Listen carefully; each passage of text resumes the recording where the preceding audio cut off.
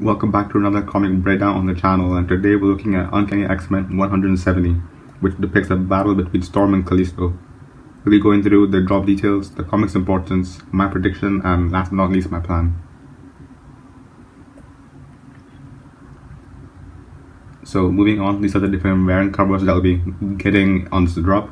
Order from left to right is the ultra rare, the uncommon, the common, the rare, and the secret rare. I honestly think that all these covers look really good, and I'll be getting the common for my collection as well as the rare to match up with my X-Men 129 rare. I'm excited to get them side by side in my showroom once the update comes out, which is hopefully very soon. The drop's taking place on Saturday the 12th of February at 8 AM Pacific time. Comics aren't usually dropped on Saturdays. When there's an extra comic drop or a postmortem on a comic drop, it's usually on Wednesday or a Sunday, so this is different to what we're used to, though of course the time is the same as all other comic drops. The rare and the ultra for this comic are exclusive covers, meaning they're only available on the VeVe app. Quickly, before we move on to talking about the comic itself, I want to let you guys know that I have a spreadsheet linked down in the description with all the resources that I've used and would recommend when it comes to VeVe. These people have created content that really helped me navigate the VeVe space, and you can find links to YouTube channels, websites, as well as Twitter accounts, so definitely check out their content. I also have a record of all the comics that have dropped on VeVe with each comics series, edition size, and significance. And this is on the same spreadsheet link in the description, but on a different tab. Some pretty popular X-Men members appear in this comic, with Storm, Kitty Pryde, Colossus, and Nightcrawler being captured by their Morlocks here. Cyclops shows up as well as Madeline Pryor. Now, who are the Morlocks, you say? Well, they were a large community of mutants and they were treated as outcasts by the others. They inhabited tunnels under New York City and despised the surface society. And onto the evil Brotherhood of Mutants.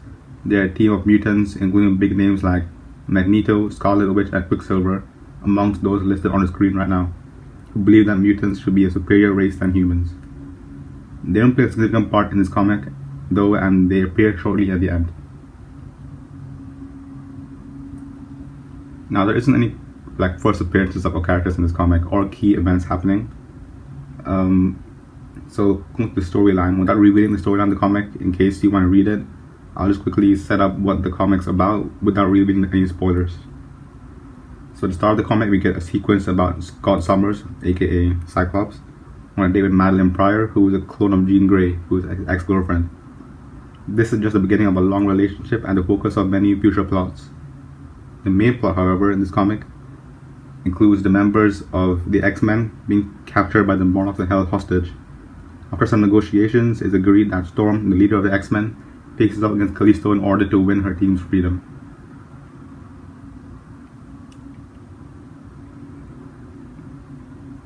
Moving on to the physical comics value, we can Go Collect, which is a website that displays the fair market value of certain grading amongst other features. And it lists this comic with a 9.6 CGC rating for actually a pretty cheap price of $75. It is one of the cheapest comics on VeVe for what it is. That's also due to it not being so significant, and I'm sure this will reflect in this price as well on VeVe. And one thing to note out, if you do want to pick up this comic, most eBay listings are less than $15, so it'll be a pretty simple, easy one to obtain and do a digital and physical match if you like that stuff. These are the sources that I used to put together this video. If you guys want to check out the storyline, the characters, anything really more in depth, these are the resources that I've used, and you could visit them as well. So this one isn't a comic with much significance, and its physical version is very cheap, and well, it is an X-Men comic, which gives it some collectability, and all the variants are aesthetically pleasing in my opinion, so those two factors will give this some value. I think this may go for around the 17 gen mark for the common, and I think this will form similar to X-Men 308, which I think we can draw many similarities with, not really having any significant events or first appearances. Moving on to uncommon, I think it'll sit just above that at around 18 gems. The rare around 60, the ultra rare around 115. And last but not least, a secret rare around, I guess, 710. It might be a lot higher, maybe a little bit lower. I don't really watch secret rare prices, so I don't really feel confident in that prediction, but that's what I'm going to go with. Uncanny X-Men 170, in my opinion, isn't a good investment. It's not one that's sought after in the comic collecting world, as we can see by most of its listing prices. And the only real catalyst for a price rise would be if the X-Men got introduced to the MCU. But even then, there are other X-Men comics that would benefit more from that. At that price range, I suggest Amazing Spider-Man Annual number 16, which is Monica Rambeau's first appearance. I personally like this comic from a collector standpoint. I'll be picking up a common and a rare, but once again, I won't be stacking them for investment purposes. So thank you for taking your time to watch this video. I hope you enjoyed it and learned something. And yeah, good luck with the drop.